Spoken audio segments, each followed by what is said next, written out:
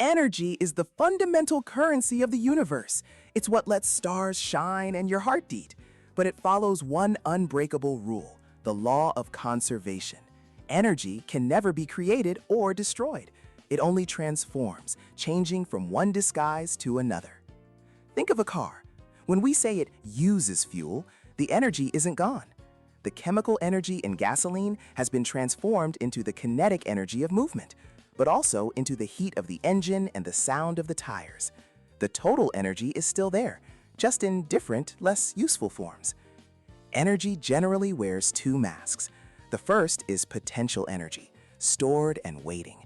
It's the tension in a drawn bowstring, the chemical power packed into a battery, or the gravitational energy of a rock at the top of a cliff. The second mask is kinetic energy, the energy of motion.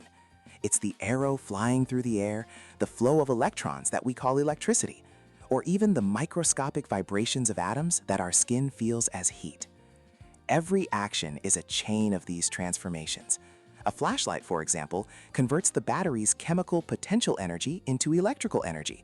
That then becomes radiant energy, light, and thermal energy, which is why the bulb gets warm.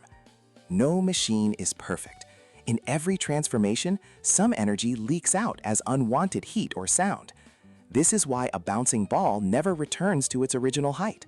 With each bounce, a bit of its kinetic energy is converted into sound and heat. The energy isn't lost from the universe, it has just left the ball. This constant, unbreakable flow is the story of everything.